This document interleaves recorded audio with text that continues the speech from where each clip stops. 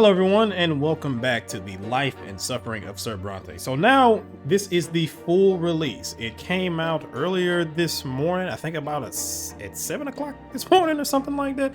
It was pretty early, but I actually wasn't expecting it to be this early, but I figured I'd go ahead and start onto the next chapter now. So if you've been following the channel, I do have the first two parts, the first two chapters that were released a few months ago. And now I can just continue on with the story. So if you want to kind of know just a little primer about it, you play as the young Sir Brante as you grow up in this family and you have to live through his life. Now, the mechanics in this world is a little different. You can die multiple times. There are gods, there's magic, there's a lot of different things going on here. But if you would like to know more about that, again, you can just go ahead and watch part 1 and part 2. This will be part 3, and I think in this particular case will be a young adult. Now, I don't know how long this chapter is going to be, but I may have to split it up into multiple parts if that's the case, because I believe the last video that I turned around and recorded on Sir Brante, the first video, well, the second video was about 2 hours long, maybe 2 hours and 30 minutes or something like that. So I'll cut it up so that way it's not too long. But anywho, let's go ahead and jump back into it. We will be playing Sir Darren Brante in this particular case. We had just completed our adolescent years, and look at that. It was December 20th.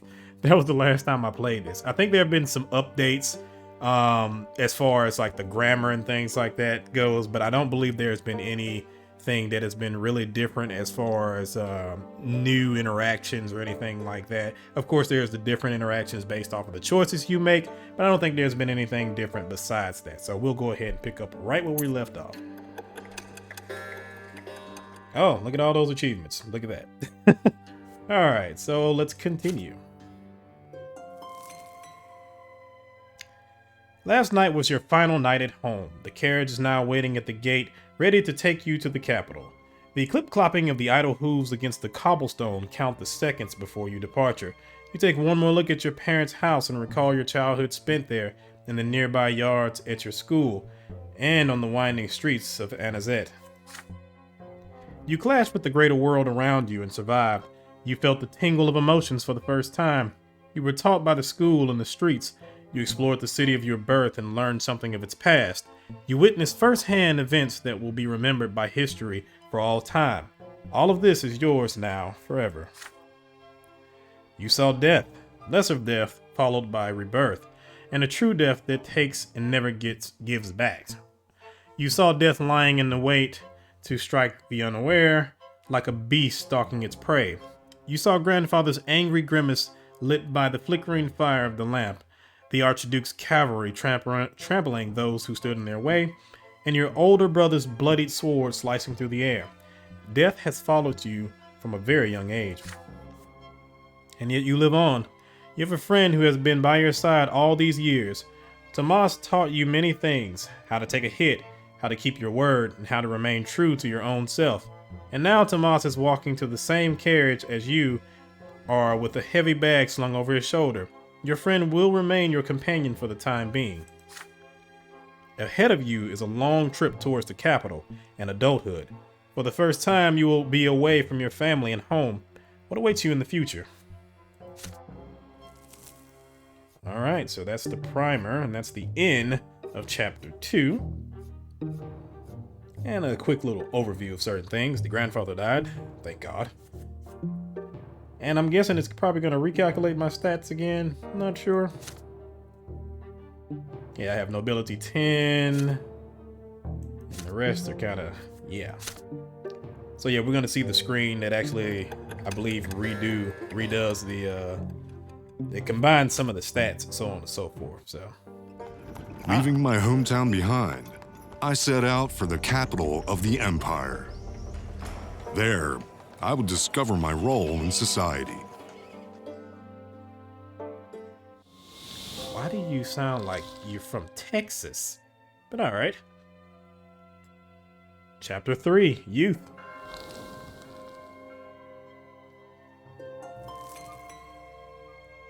The driver flicks the reins. The carriage slowly sways as it starts moving away from your home.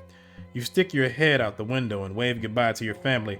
Nathan is running after the carriage with Thomas's younger brother in tow, tears glistening in their eyes. It hurts to leave your home behind. Ahead lies Eternia, the imperial capital. You have often read about it and heard stories from Father and Stephen. It is a city that surpasses Anazet enormously in terms of size, age, wealth, and beauty. But what is it really like? What kind of life awaits you there? What will you learn there? And where will your actions take you? You pass the old walls of Anazet. Somewhere within them is the old fortress you and Tomas built together out of old wooden planks, now left to the care of your younger brothers. You two are adults now. Perhaps your fortress will crumble, now abandoned, or perhaps your brothers will continue what you started. Who knows?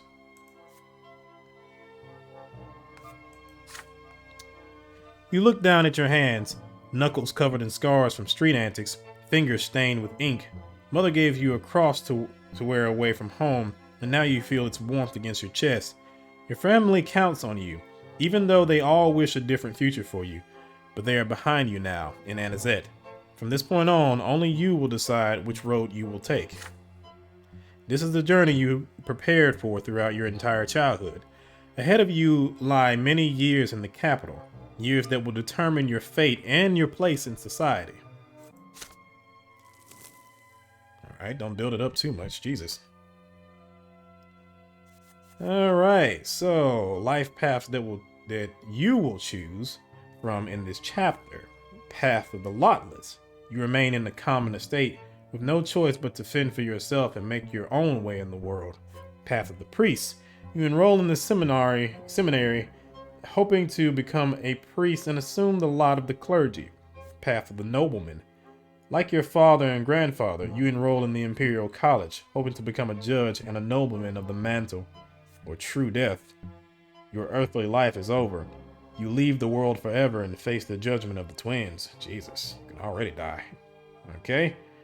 So I actually have enough diplomacy, by the way it looks. Because yeah, you need diplomacy greater than 10, or valor greater than 10. Seems like I have both of them, ironically enough, but I need to enroll in college. I could possibly do the Path of the Priest as well. But I think I'm going to continue on the Path of the Nobleman, and hopefully I won't get the true death. Events in his personal life of the hero that can happen in this chapter. Elise's rescue, you save the enigmatic singer known as the Golden Voice. I'm not going to look at these because I don't want to spoil myself. I just kind of want to go in it fresh and see what happens. Alright, diplomacy is a 17, received in elite circles. I have a theology of 10, manipulation of 9, so I'm a little naive. I have a valor of 13, I'm a dangerous enemy. Your capabilities as a warrior, your strength in battles and duels, it affects your ability to fight and command. Most important to the judge. Interesting. I'm a bit tongue-tied, and as far as scheming goes, I'm inexperienced. Alright, so let's get into it.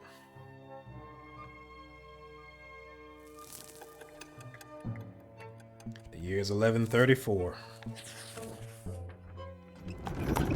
Arrival in the capital. It takes a whole month to reach Eternia. Jesus. You and Tomas spend the days wagging your chins and staring at the scenery as your carriage makes its way along the road and towards the next province. Soon it crosses from the familiar, barren, arid lands of Magra to the stately mountains of Illyria. During one of your many stays at a roadside inn, the two of you even manage to share a whole bottle of strong wine and keep it a secret from the servant who drives the carriage. Adult life feels positively intoxicating. I don't know about that. I just think about all the bills. Jesus. Soon, I will tell you soon, we'll be there. I'll learn my sword as soon as I get accepted into the military academy. You'll see. Then nobody's gonna walk all over me like I'm some commoner. You keep rehearsing everything they taught you in school. Soon you are almost at the end of your long journey. You have left behind the arid rocks of Magra, the mountains of Illyria, and the flooded meadows of Eternia. Eternia, the capital, is right ahead. Jesus. Situated at the junction between the Reglata and Talarina rivers, the city is vast. 3 majestic stone bridges keep its 3 shores interconnected. Smooth stone paves the main streets. Gilded moldings decorate the buildings. Towering pillars reach high into the sky. Your carriage takes you past a spacious park with marble fountains and intricately trimmed bushes. On the streets, you see ornately decorated carriages bearing Arcanian coats of arms and abundant merchants' tents filling the streets with beckoning cries and unusual sights. The spires of ancient temples dot the city skylines. The carriage comes to a halt on a large city square with a towering marble fountain. The coachman says you have arrived. Thomas is to apply to the military academy. The academy barracks are 2 streets away. Your lodging house is in the alleyway nearby. A room has already been reserved for you. You get out onto the street and say a brief goodbye to each other. You promise to meet again after the entrance exams. Then your friend disappears into the crowded streets of the capital. You are left to your own devices in this vast city. A group of nobles walk past. They are dressed in well-fitting clothing, decorated with gems and golden thread. You are not even noticed. Street urchins chase a dog down the alleyway. Soldiers of the Imperial Legion are marching to the fiefs and drums towards the barracks. Jesus. Humble pilgrims are gathering to the great temple of the twins. There are sounds of music and fountains and the smells of baked bread and garbage drains. So, New York? You quickly check in at the lodging house, then go back outside. The sun is setting. The street lights come to life. Merry music fills the taverns. Couples and noble coaches with tinted windows fill the streets. Shadows and hushed voices and laughter fill the parks. You are all alone with the city, so vast and unfamiliar. You take a look around, determined to fill your first night in the capital with memories. You see young nobles gathered by the fountain, talking and making jokes excitedly. One of them keeps glancing at the clock tower. They are about your age. Their clothes are hand-tailored, and 2 of them bear noble swords. They seem to be waiting for something. It might be a good idea to make their acquaintance. It would be most helpful to develop a familiarity with the influential nobles of the capital. Loud music from a large establishment on the corner distracts you for a moment. The servants have just opened the shutters to air out the hall. It seems there will be a gathering inside. People from various estates greet each other as they take their seats. A servant by the door of the establishment hails you. Sir Gert Arkwright will be making a speech about the rights of the common estate. If you wish to listen, you'd better get inside quickly. Then you look at the great temple of the twins at the far end of the street. The pillar shines in the evening dusk above it. The temple gates are open and worshippers are flocking inside. There are too many people for an ordinary service. It's supposed to be something important.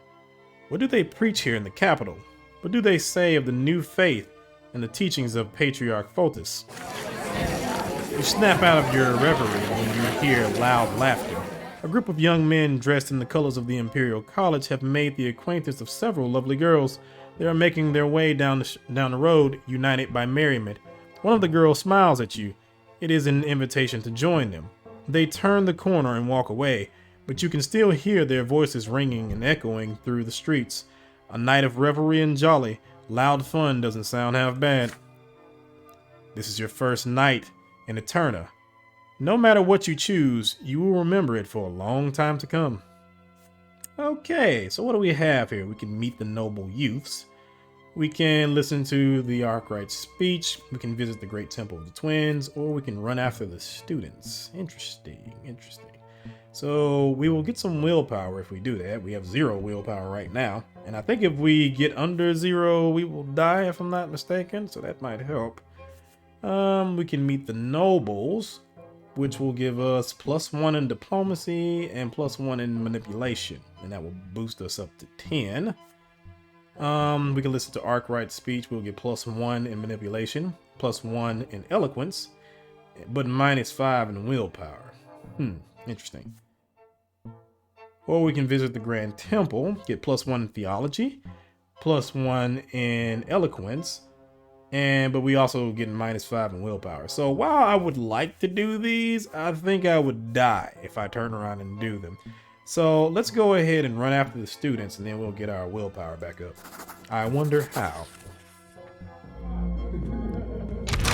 The students' merriment is infectious. You join their group. They're almost your age, but maybe 1 or 2 years older. You see so many faces. And soon you are in a tavern somewhere in the city, getting to know so many people at a massive table. So many people you do not even bother to remember their names now. And the wine flows like water. A lively tune is playing in the tavern. A girl just a little bit older than you pulls you off of your seat to dance. Her dress is unbuttoned a bit more than it's supposed to be. She smells of wine and honey. I was about to say horny, Jesus. You copy her motions in the dance as your hand clasps her waist. It slides lower of its own accord. She pulls away suddenly and stares into your eyes, and then kisses you on the lips. You're startled at first, but soon you respond to the kiss as you pull her soft, supple body even closer to you. You spend all night dancing, only returning to the table to catch your breath and quench your thirst. The girl keeps embracing you and laughing and pouring even more wine into your glasses.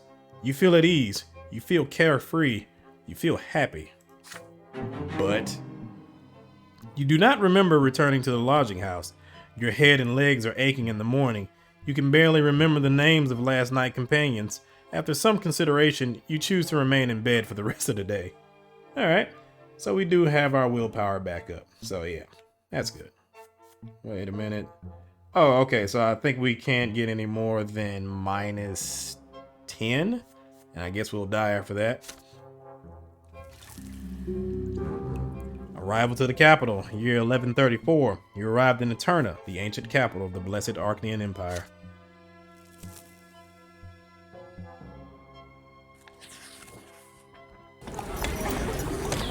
Luke's sermon. You have spent the last 3 days studying books, but today you decide to take a walk through the streets of Eternia. They are full of life as usual. You proceed to the square next to the lodging house. A procession of priests walk through the square. You notice that one of them holds a banner of the new faith, an open book. This is the same banner that was behind Patriarch Photis on the day of his assassination. A crowd immediately gathers around them. Many people are looking at an icon painting on a small pedestal depicting a gray-haired man with glowing green eyes. You recognize that face, the face of the late Patriarch Photis. A man with a thick beard appears by the icon painting. His broad shoulders bear a white and gold cloak with the coat of arms of the capital province embroidered on it.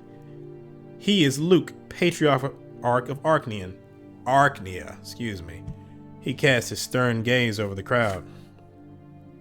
I speak to all who live within the sight of the shining pillar.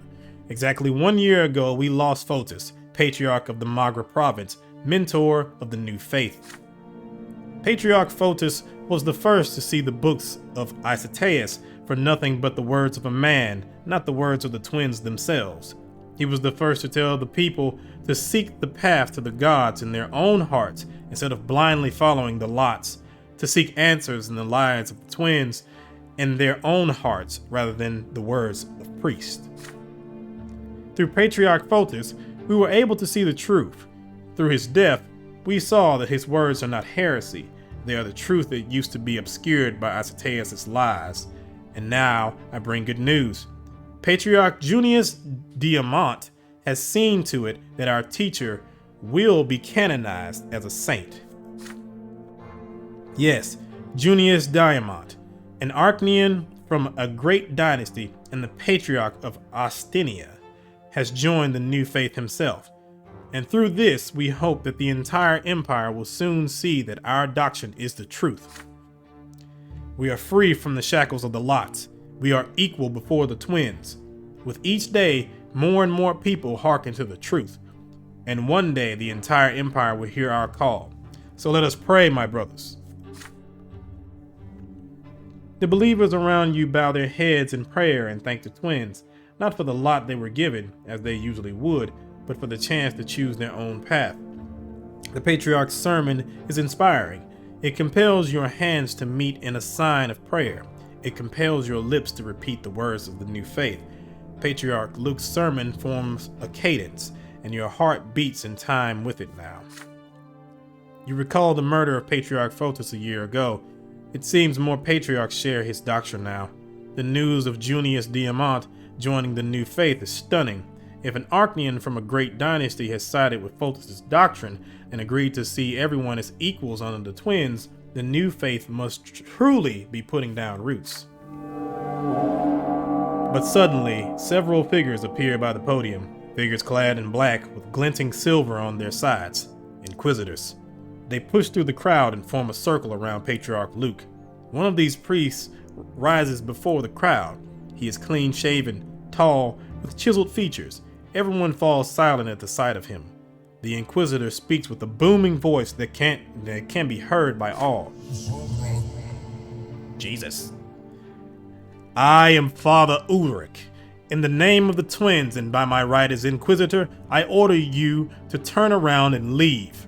The words you're hearing are full of lies. Patriarch Luke has set out to poison your hearts and minds, and the Inquisition will not allow this heresy to spread.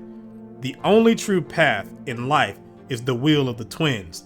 Life offers us no other choice. You are hereby ordered to disperse at once. Most people leave the square immediately. Few want to get involved with the Inquisition. Some people stay, however, and some even shout angrily. We want to listen to Luke. He is the Patriarch of Archnia, and he has more to say. Get away from our sermon, O believers. We will not listen to you and your hoary old lies about the lots. Inquisitors, bring those who may yet listen back to their lots, and leave the others to the champions of faith. The black-clad Inquisitors descend from the podium and approach the people who choose to stay. With nothing but their words, they make people stop shouting and start listening. The uproar ceases quickly. They have dissected the crowd, split it in smaller groups that surround each Inquisitor. One of these Inquisitors chooses to approach you. He is a humble-looking man of age with a rough haircut. He looks you straight in the eyes as his lively, soulful voice forces you to listen to his words despite yourself. My name is Father Jeremiah. I know your thoughts were stirred by the Patriarch's words. You're not sure whom to trust, but I teach at the seminary. I have been studying the teachings of the twins my entire life. You can trust me. I know, can hear what I have to say. What? Okay. I see their light in your eyes, the light of the true faith. Will you listen to my counsel, my son? You feel no malice in the words of Inquisitor Jeremiah, only hope. It is his lot to aid you, to guide you away from error and set you on the path of the true faith. He is a priest, so he should know the truth. Or perhaps the Inquisitor himself is in the wrong. We can listen to his counsel, gain +1 in theology. We can debate him, gain +1 in eloquence. Or we can resist and gain +1 in diplomacy. Man, my diplomacy is already pretty high. I think 20 is as high as it can get right now. So it's basically maxed out. I could be wrong about that, though. I definitely could be wrong about that. Let's see here. Personality. Yeah, 20 is as high as most of these can get. So I don't really think I need to be worried about that. So,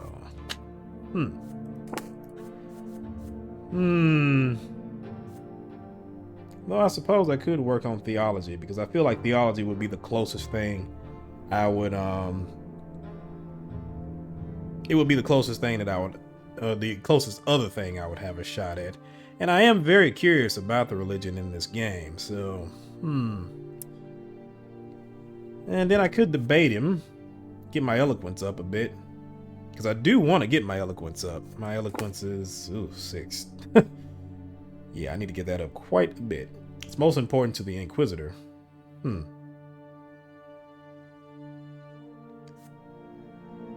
Interesting. So I could be an Inquisitor.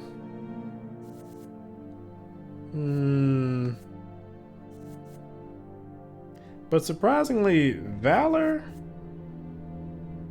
Yeah, surprisingly, valor and diplomacy are the highest things for the judge. So,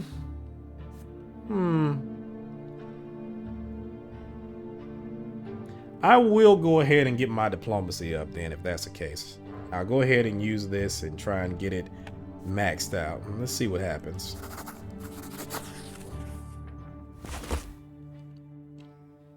You strike a pose of authority and eye Father Jeremiah sharply. Inquisitors cannot order people around, you say. It is not within the lot of the clergy. Only nobles can give you orders.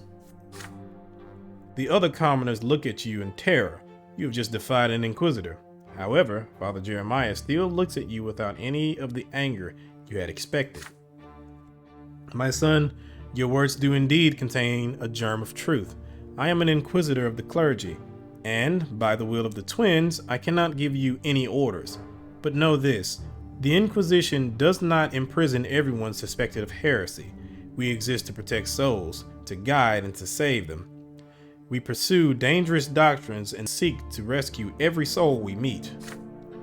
Arrest or execution is our last resort, reserved only for sinners beyond redemption. You can see that I am merely speaking to you right now. I have not resorted to force, nor am I giving you any orders. But if the need arises, I will summon the champions of faith, nobles who will be there to give orders and punish those who defy the church. But as long as you are not calling for the overthrow of faith, you are safe from them. And, as you said, it is not within my lot to give you orders. You're free to go, but expect no mercy in the hereafter, for after we die, there will be none. With a bitter smile, the Inquisitor leaves you and proceeds further. You leave the square freely, your dignity preserved. The remaining people in the square continue arguing with the other Inquisitors. Armed champions of the faith stand nearby, but they do not intervene.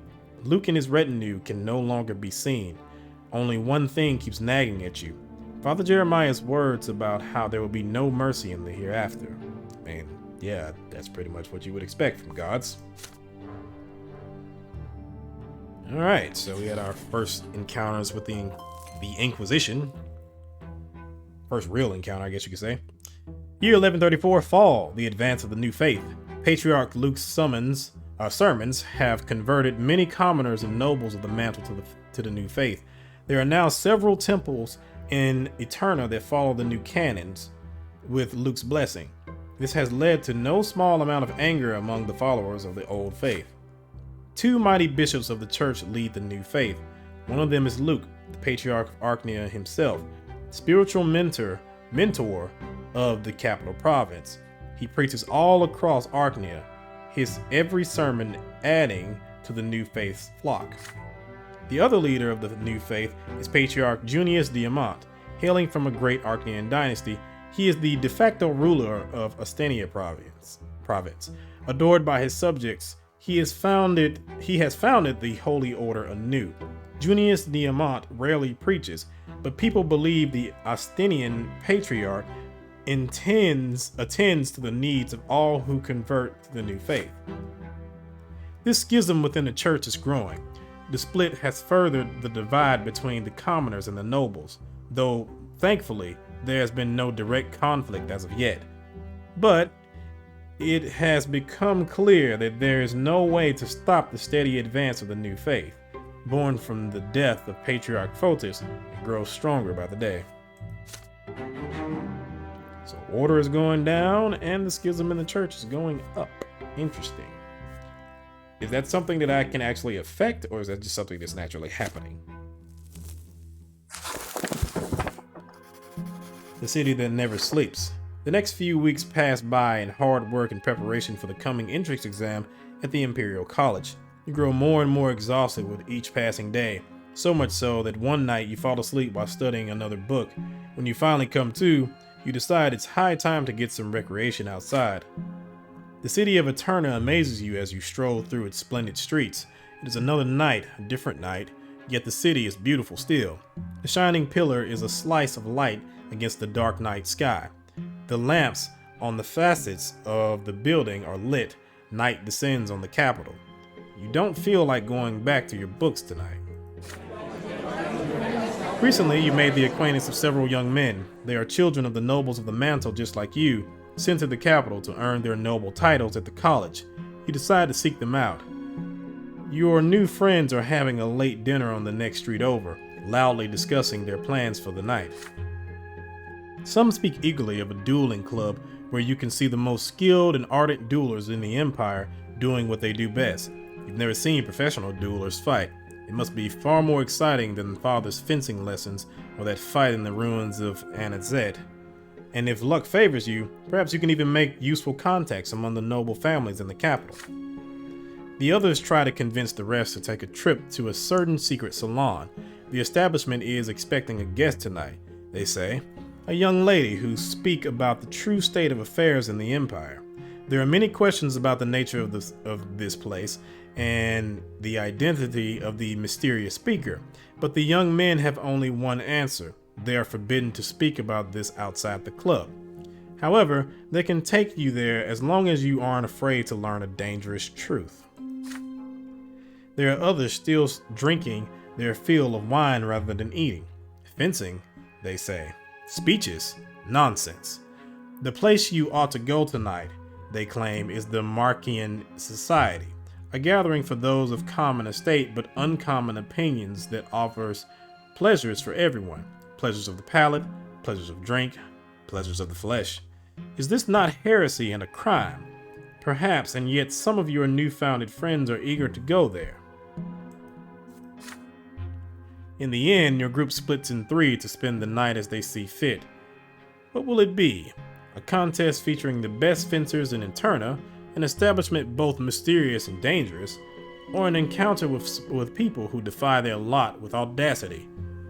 You weigh your opinions. Options. So, okay, we can go to the dueling club and get our valor up. We can go to the secret salon and get our scheming up. Or we can go to the Markian Society and get our theology up. I'm gonna try and get that dueling up because I'm gonna need this stat if I'm a judge. So, yeah, manipulation isn't gonna do me much good because it's just way too freaking low. And yeah, I can also work on theology, but yeah, I'm gonna go ahead and try and work on valor too.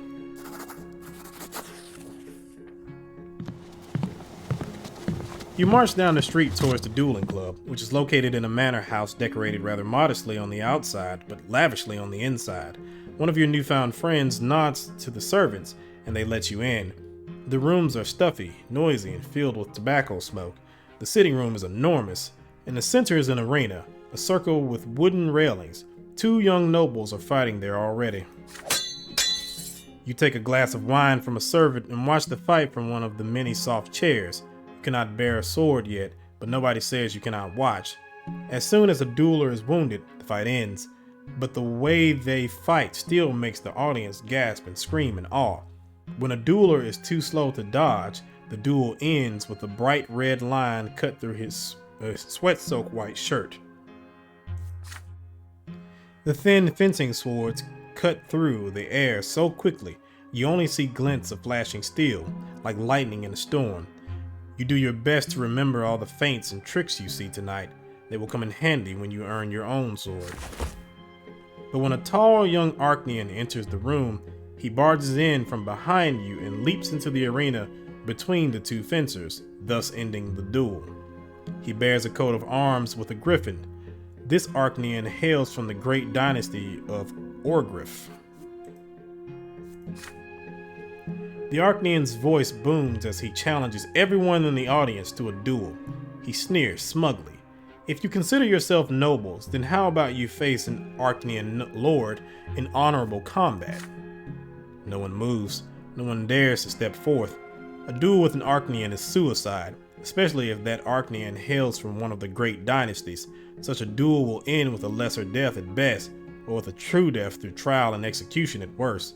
Everyone knows the punishment for spilling blue blood, and so everyone remains silent. The Archnian grins. So humans are cowards, he says. You will never be true nobles if you are never ready to risk a lesser death. Then Archnian honor and tradition is not for you, and war is not your domain either. For human nobles are but a mockery, a gathering of animals dressed to resemble higher beings. A man leaps into the arena. He is as tall as a tree. His pockmarked face is white with rage and covered in scars. There are whispers of reverence in the audience. This is Marth Ferasti, the owner of the club.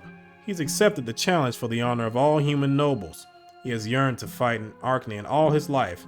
Now's his chance. He's probably gonna get wrecked too. The duelists salute each other, and Sir Ferasti begins the attack. A lunge, a jab, another, and then another. The young Arachnian deflects each attack like he knows his opponent's every move. Sir Ferasti's eyes twitch with tension.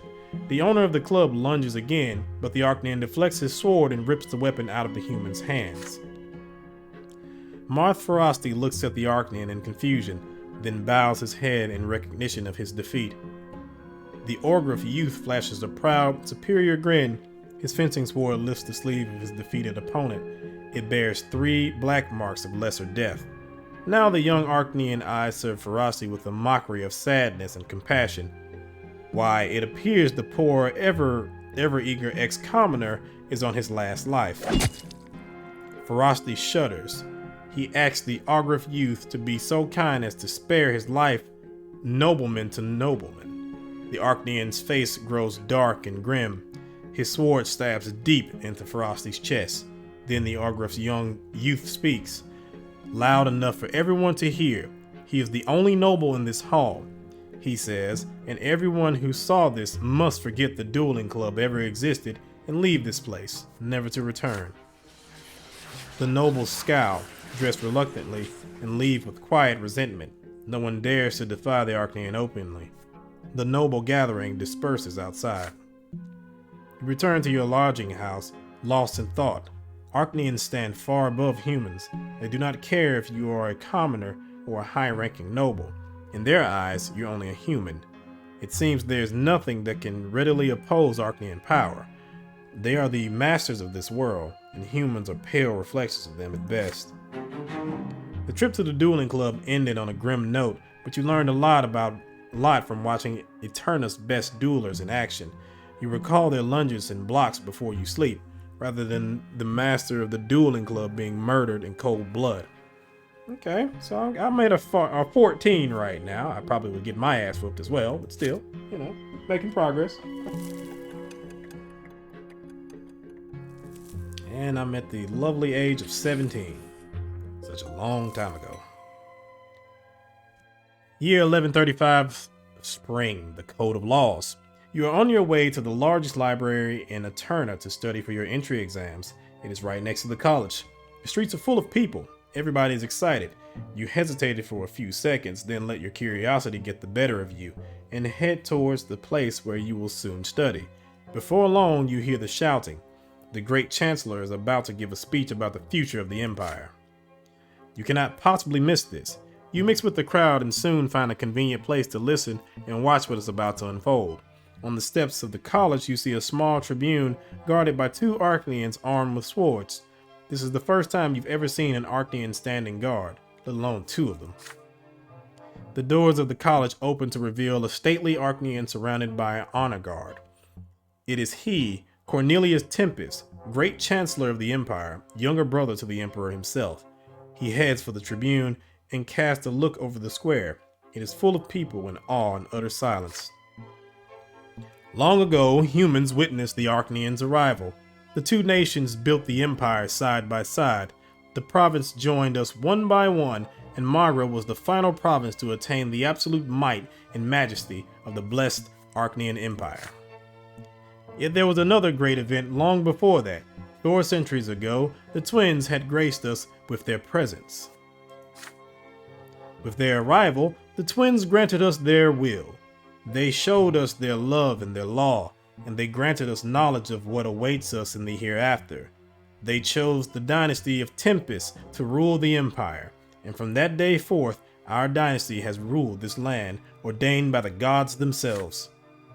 However, it is our duty to the twins not to seek power for power's sake, but rather to lead the empire to further prosperity.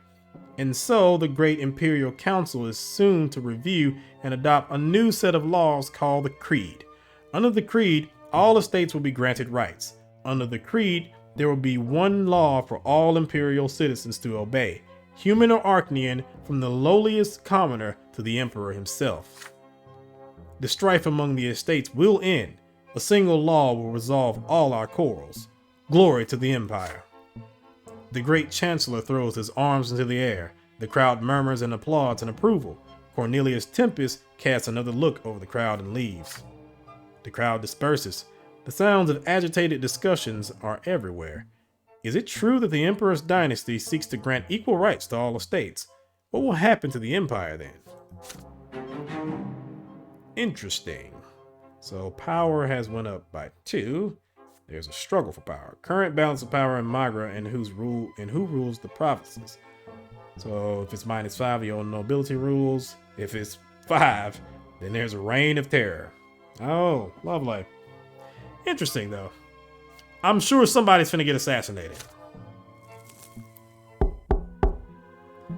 The girl from your past. It is early morning. You've been awake since sunrise studying. There's a knock at the door. Is it a letter from home or a hotel servant? You open the door and freeze, stunned. Sophia. Hello, Brante. Before you stands Sophia, the girl who used to live next door. She's all grown up now. She looks so different, but you would always recognize those blue eyes no matter what. You gesture for her to come in. Sophia enters the room, glances around, and sits in an armchair. You eye the girl you used to know as you sit across from her. But the young woman you see now has a little in common with the girl you used to know. There is cold steel in the way she looks at things. Her hair is cut short. But what is she doing here? I can't explain. I've been living in Eternia for a long time now, ever since I ran from Anazet.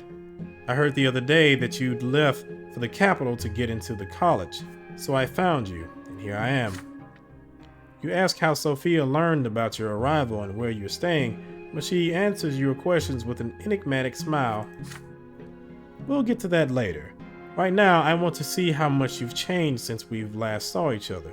As for me, I've changed a lot. I'm a whole different person now. You look away as you recall your previous encounter, back when Sophia ran away from the Archnean Master. Sophia chuckles as she continues.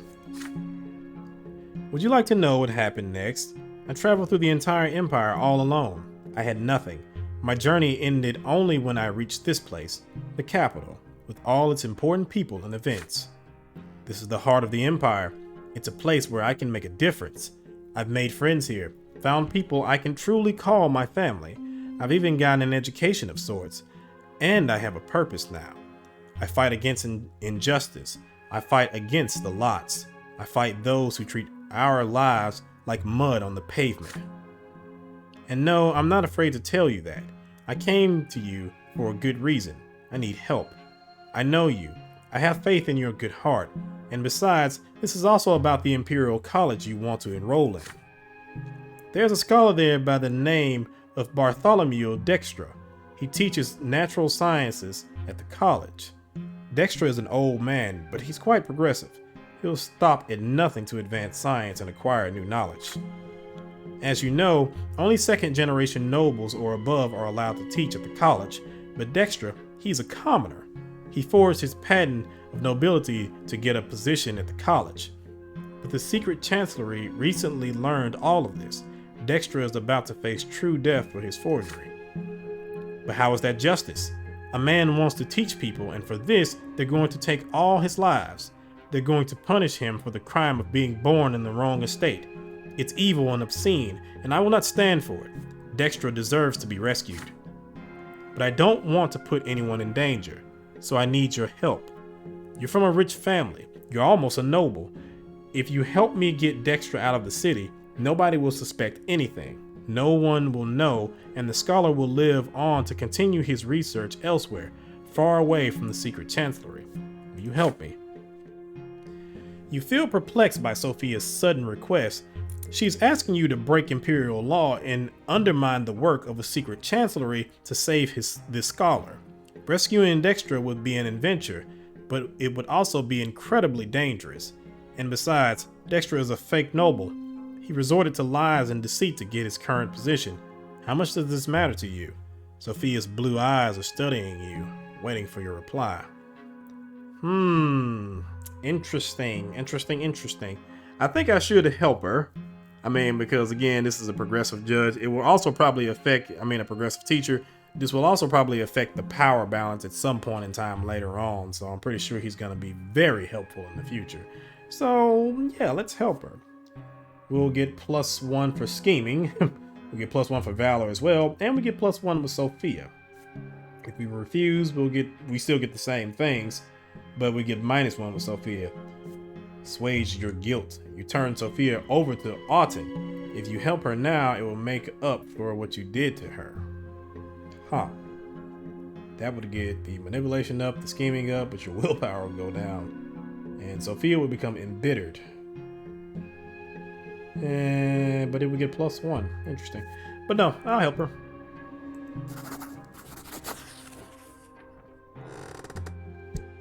You promised to help Sophia. Bartholomew Dextra does not deserve this. He has to leave the capital. She can count on you.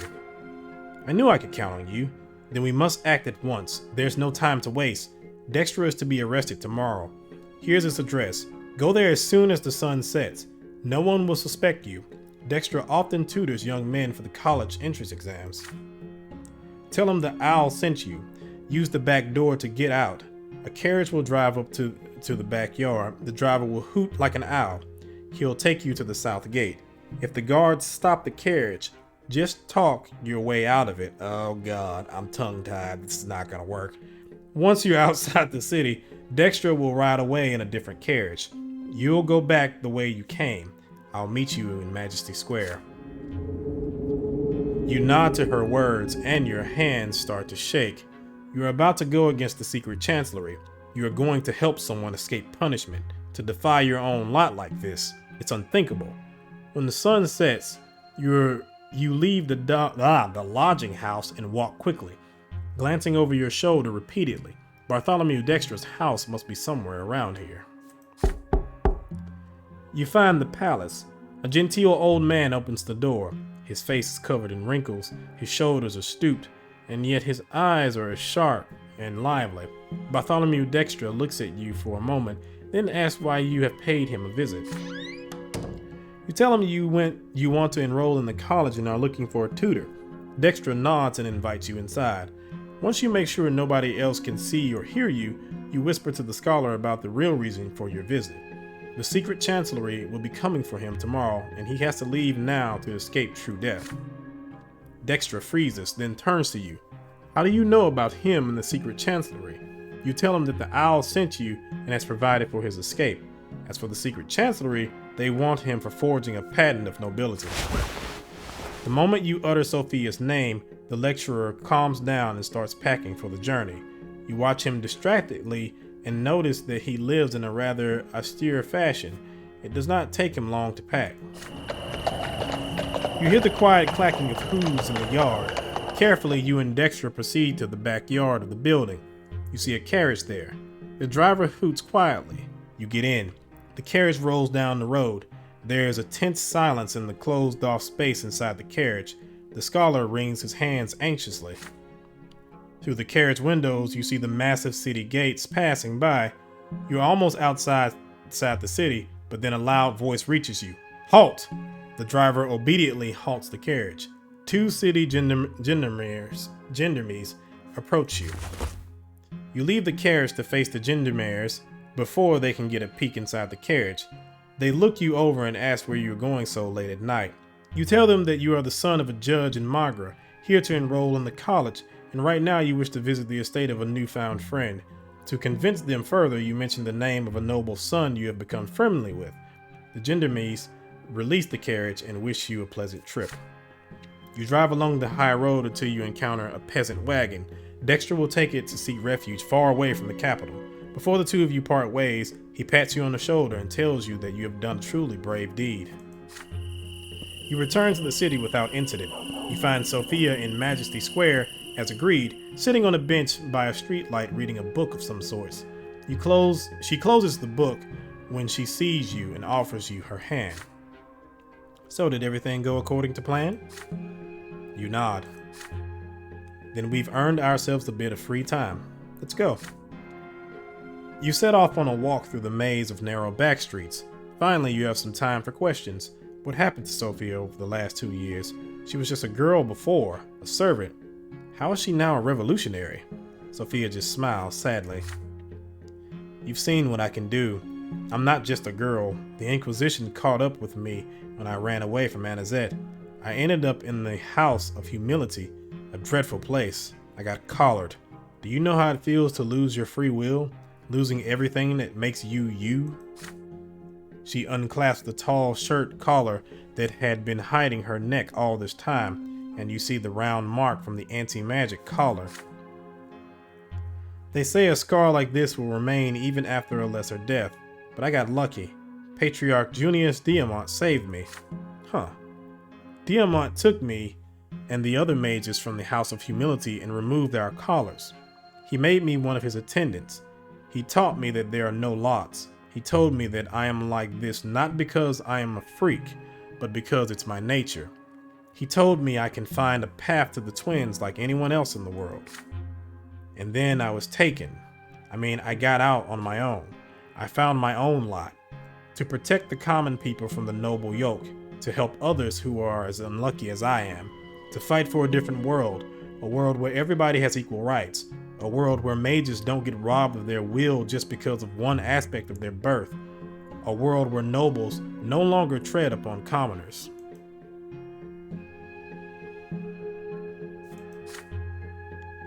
Yes, this is our dream, but we are still so far away from it. But I will keep moving towards it, and I'll stop at nothing. A strange, distorted expression appears on Sophia's face, but she quickly returns to normal. You keep walking until you are at your lodging house again. For a moment, you just stand there looking at each other. Then suddenly, Sophia embraces you. For a moment, she remains still in your arms and whispers, "You should join my cause. If we work together, one day we'll become a force to be reckoned with. I know you came here to find your way, but I'll never believe you really want to bind yourself to other people's laws and desires for the rest of your life. The path I walk is dangerous. It's almost hopeless, but it's worth living for. Think about it. Goodbye." Then she withdraws just as quickly and disappears in the dark streets of Eternia. You make your way back to your room, exhausted by the events of the day. Was this really just a single day in your life? Alright, so now she has sympathy for me. Nice. And she is trusting. Okay. Alright, so we might have some relations with her later on. We've already kind of built some connections up and stuff like that. That's nice. That's nice. I was really expecting that to have another event to pop up and then it was going to be a manipulation thing or a speaking check and I was going to fail it. But I like the fact that it just kind of, went on and didn't shoo you into another thing. I'm pretty sure later on in the game, you're going to have multiple checks.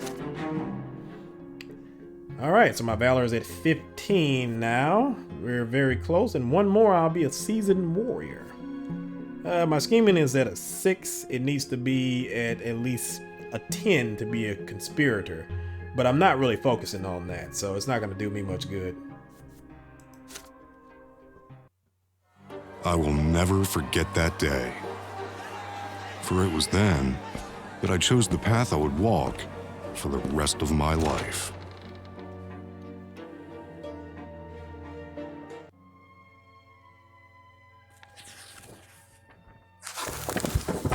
The 3 lots. There are only a few days left until the Imperial College entrance exam. History, law, theology. You spend all day reading and rereading the books you brought with you, staying at the library of Eternia for hours, sometimes until it closes. As the day of the exam approaches, your hands start shaking more and more, and finally the day comes. A clear sky hangs over Eternia today. The breeze is warm. You dress in your best outfit, a gray jacket and velvet culotte trouser.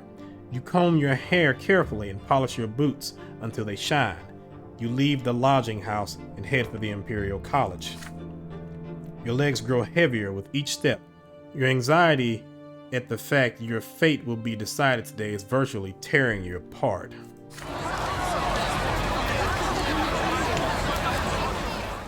The college is a majestic building that looks not unlike a castle. In the square in front of it, you can already see several dozen people, young men, sons of nobles of the mantle like you, waiting for the college's doors to open. Time slows to a crawl. At last, the doors open. A stately man dressed in a professor's mantle appears at the entrance.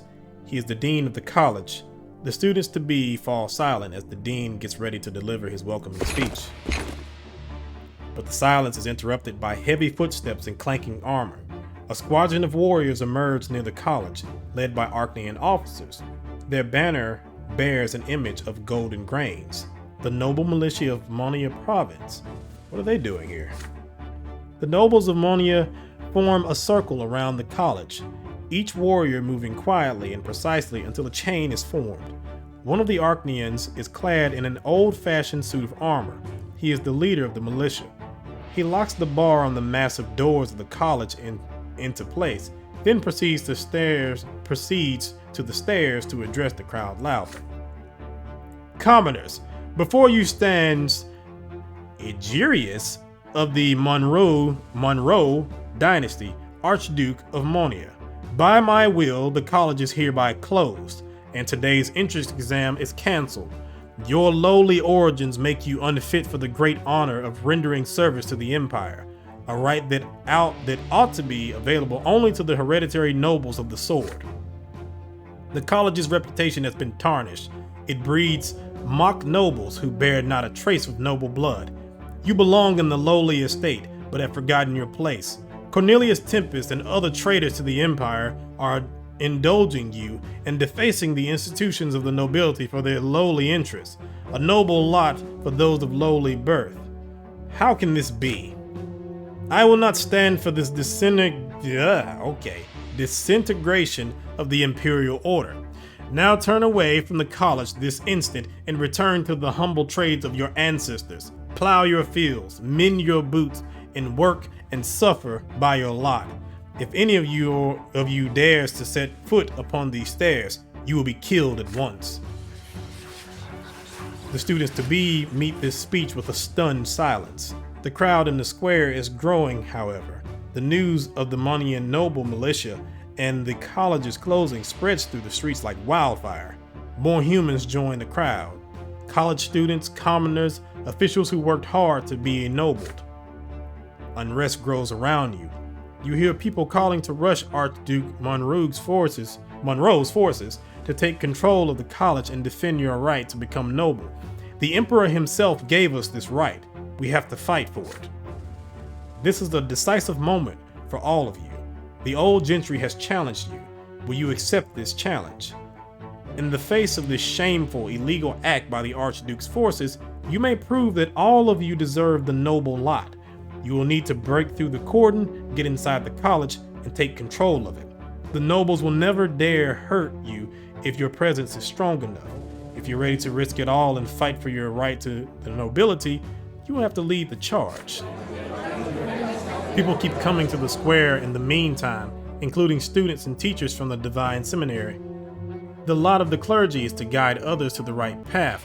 When the estates clash, the priests are bound to intervene. The seminary teachers instruct their students to form a line between the noble militia and the outraged crowd.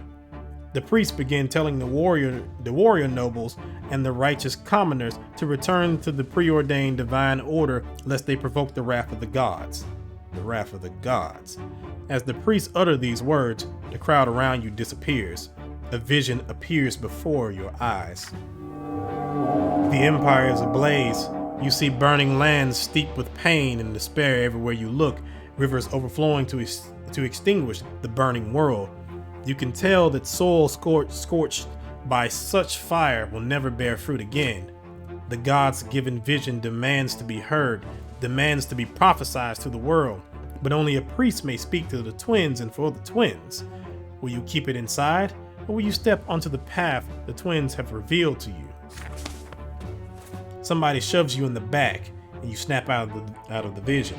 You turn around to see a small but decisive troop of commoners moving quickly through the crowd. They are led by Sophia. As soon as she sees you, she signals to them to stop. So you're here too. Going to rush to college, are you? Can't you see it already? The laws cannot be trusted. They gave you the right to study here just to throw you a bone. When the going gets tough, your masters will take it all away. It's time for you to decide. We are the Lotless, and we are not putting up with this system any longer. We will fight for a new world. Are you coming with us, or are you going to submit to them? There are students and professors locked inside the college. Who knows how long Monroe will maintain the siege, and what if they start slaughtering people? Neither group of nobles would care what happens to them. We're going to go inside and pull them out. Come with us if you're ready to take control of your own destiny. The tension in the square is palpable, and the situation is about to implode.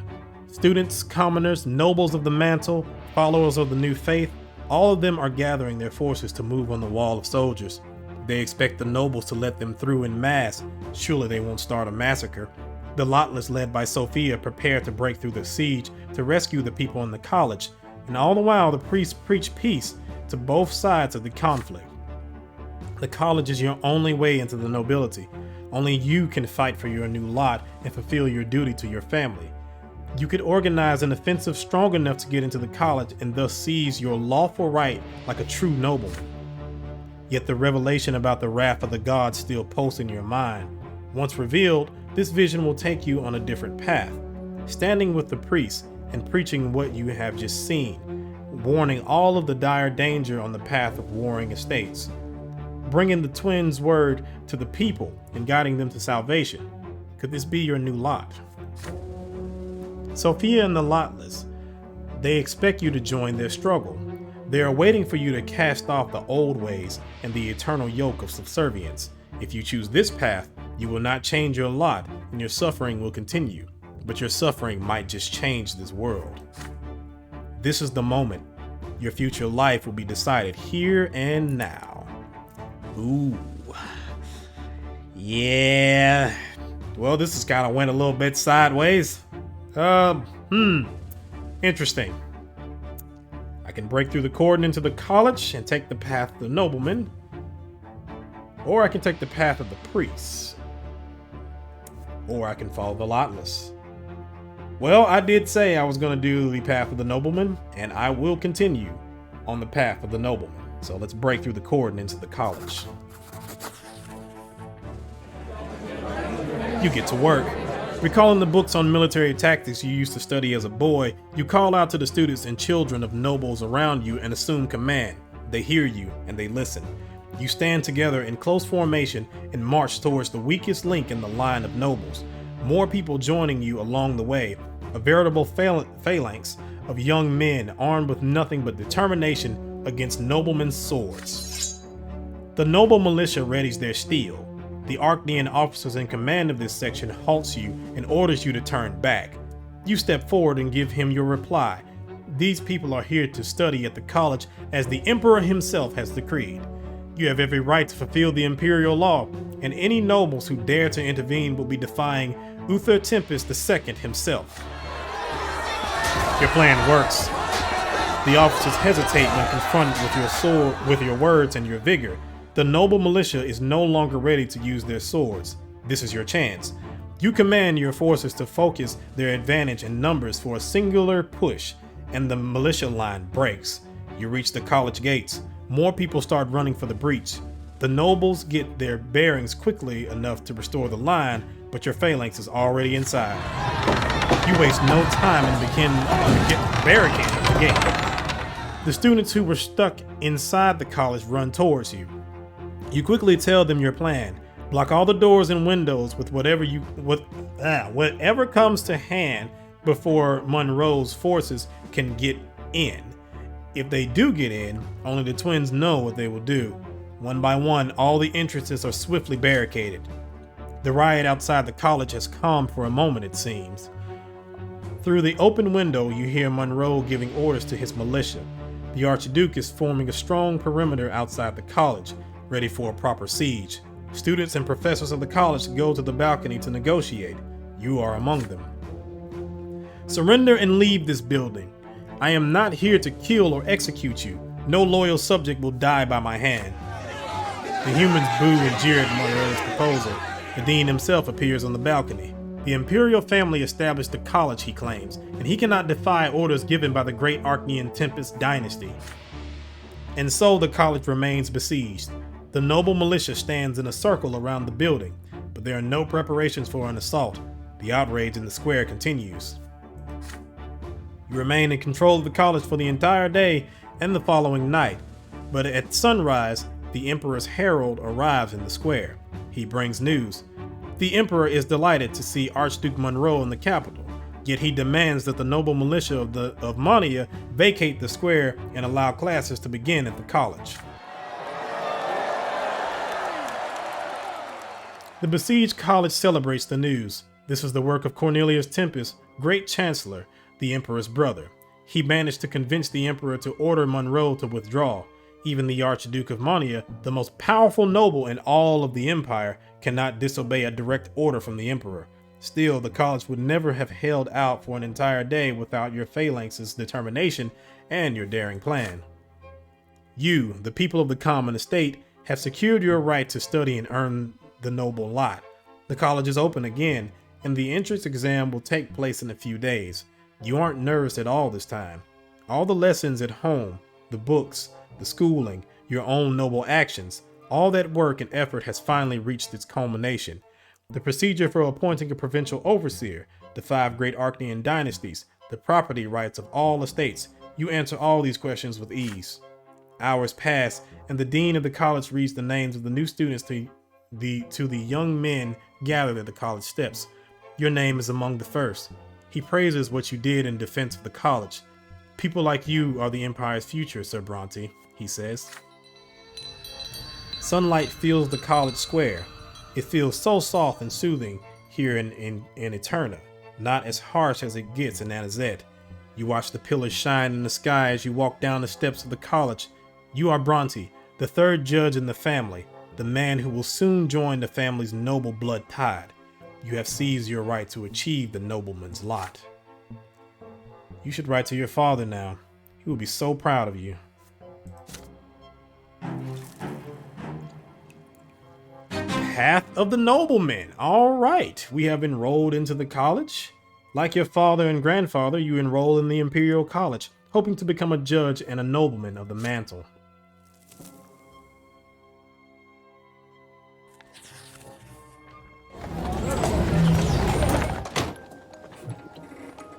Okay, so that was a lot going on right there. There was a lot going on. I didn't expect things to ramp up so fast. But I am going to go ahead and stop it right there, and I will continue in the next video. And as we go ahead and enter into the college, and we meet up with our old friend Tomas here, as it seems. So if you liked the video, like the video. If you want to see more like this, subscribe. I have plenty of stuff on my channel, and I have plenty of stuff coming in the future, just like this. I will be playing Sir Brante, and I will be trying to have a video out every single day unless something happens. So if you have any comments, questions, concerns, leave them in the comment section. I will be more than happy to answer any questions or anything, any comments you have at all. So thank you for watching, and I will see you in the next one. See you.